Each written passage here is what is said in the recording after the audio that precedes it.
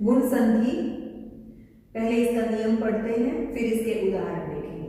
तो यदि ए या आ के बाद ई या ई आए तो दोनों के स्थान पर ए हो जाता है। इसी बात को ऐसे भी लिखा जा सकता है और समझा जा सकता है। पहले शब्द के अंत में अ या आ, दूसरे शब्द के शुरू में ई या ई आए तो दोनों को मिलाने से जो बदलाव आएगा वो ए होगा। पहले शब्द के अंत में अ या आए, दूसरे शब्द के शुरू में उ या ऊ आए तो जो बदलाव होगा वो ओ होगा।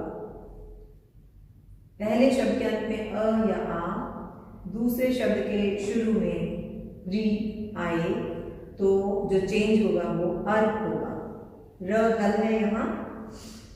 पहले शब्द के अंत में अ या आ, दूसरे शब्द के शुरू में री आता है तो जो बदलाव आएगा वो अल होगा। ल हल है यहाँ।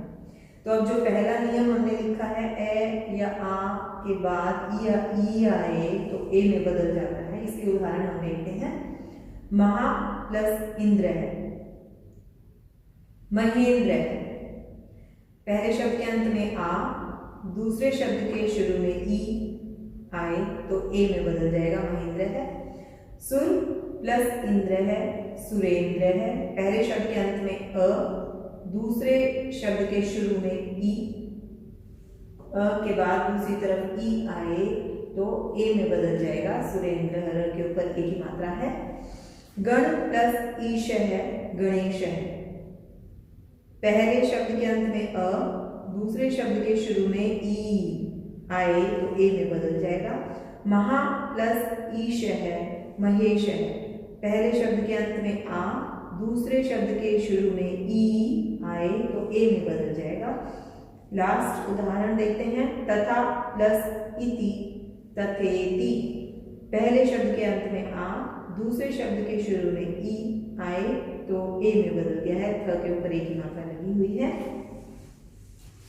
गुण संधि हम कर रहे हैं। इसमें अगला नियम देखते हैं। अ आ के बाद जो पहले शब्द के अंत में अ या आ हो और दूसरे शब्द के शुरू में उ या ऊ हो तो जो बदलाव आएगा दोनों को मिलाने से वो ओ होगा।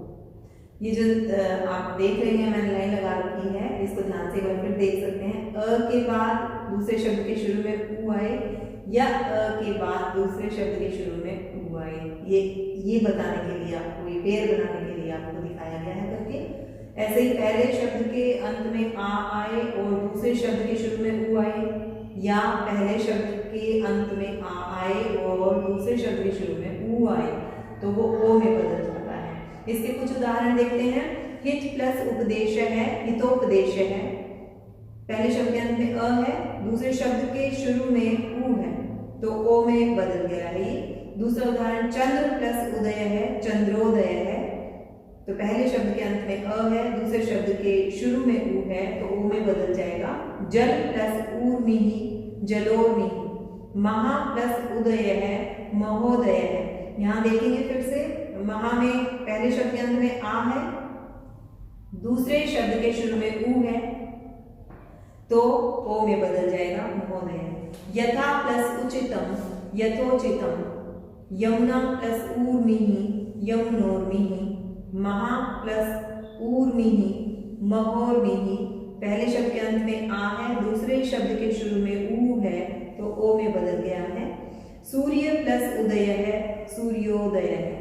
तो वही सूर्य के अंत में यहाँ अ है और दूसरे शब्द के शुरू में ऊ है तो अ के बाद ऊ आए तब भी ओ में बदल जाता है।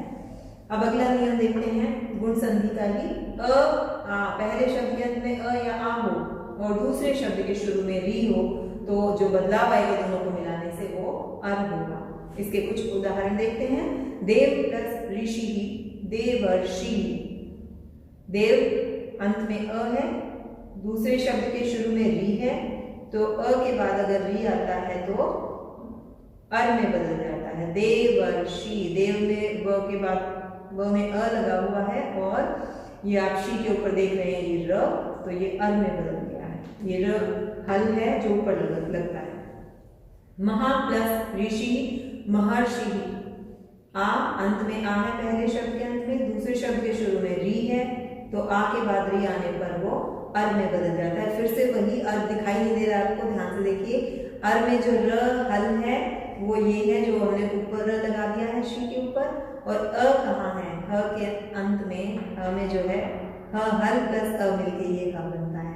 तो यहाँ वाला अ और ये वाला र ऐसे लगा हुआ है।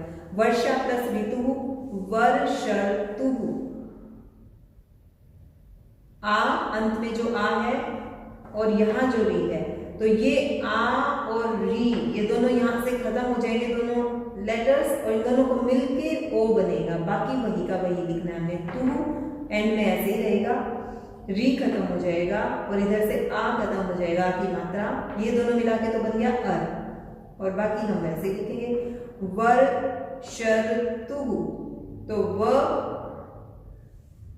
र और श, र हल है फिर से, क्योंकि आ हटाना है तो ये र कहाँ आ जाएगा, श के ऊपर आ जाएगा ये वाला र, और इसके बाद जो आ की मात्रा, जो आ है और री है ये हट गए थे, इनकी जगह हमें लगाना है अर। तो आप ध्यान से इसको समझेंगे तो समझ आ जाएगा। ग्रीष्म प्लस ऋतु, म के अंत में यहाँ अ है और ये री है, तो अ और री को हम हटा देंगे, यानी म हल है यहाँ पर एक तरीके से, और म और री की जगह, अ और री की जगह हो जाएगा अर।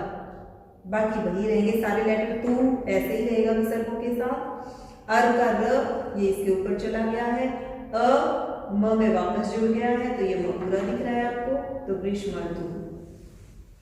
अब अगला नियम देखते हैं गुण संधि का ही। पहले शब्द के अंत में अ या आ हो और दूसरे शब्द के शुरू में री हो, तो ये जो चेंज आएगा इन दोनों को मिलाने से वो अल बनेगा।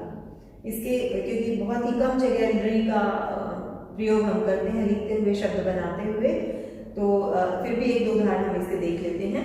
महा प्लस लृकार है, तो यहां से महा में आ लगा हुआ है और नृकार का लृ, ये दोनों हम हटा देंगे इनको जोड़ के, क्योंकि मुझे अल लिखना है।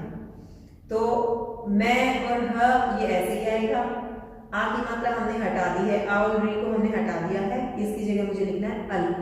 तो अल कैसे लिखूंगी मैं, ह में अ है, ल